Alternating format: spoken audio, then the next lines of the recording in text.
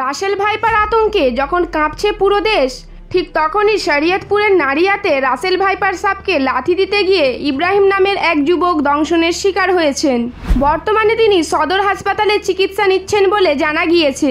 মঙ্গলবার দুপুরে বিষয়টি নিশ্চিত করেন সদর হাসপাতালের চিকিৎসক কনকজ্যোতি মণ্ডল। ইব্রাহিম চাঁপাই নবাবগঞ্জ জেলার ভোলাহাট থানার মোহাম্মদ মোখলেসের ছেলে। তিনি পেশায় একজন মহেন্দ্র চালক। ভুক্তভোগী ও হাসপাতাল সূত্রে জানা যায়, ইব্রাহিম নামের ওই যুবক চাঁপাই নবাবগঞ্জ জেলা থেকে শরীয়তপুরের নারিয়া উপজেলায় কাজের উদ্দেশ্যে এসেছিলেন। সোমবার রাতে মালিকের বাসায় খাবার খেয়ে নারিয়া ব্রিজ এলাকায় নদীর পাড়ে হাঁটাহাঁটি করছিলেন।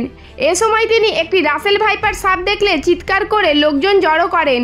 পরে সাপটিকে লাথি দিয়ে মারতে গেলে তার পা কামড় দিয়ে বসে সাপটি।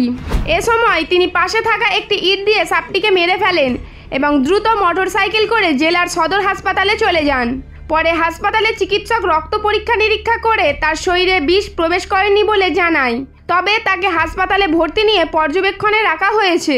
ইব্রাহিম নামের ওই যুবক বলেন, সাপটি রাসেল ভাইপারের বাচ্চা ছিল, তাই আমি পা দিয়ে সাপটিকে মারতে চেয়েছিলাম, কিন্তু সেটি হঠাৎ করেই আমার পায়ে কামড় বসিয়ে দেয়। পরে আমি গেঞ্জি খুলে বাঁধ দিয়ে হাসপাতালে ছুটে আসি। ডাক্তার রক্ত পরীক্ষা করে বলেছেন আমার শরীরে বিষ প্রবেশ করতে পারেনি। সদর হাসপাতালের চিকিৎসক কনকজ্যোতি মণ্ডল বলেন, ওনাকে সাপে কাটার আধা ঘন্টার মধ্যে উনি হাসপাতালে চলে এসেছেন।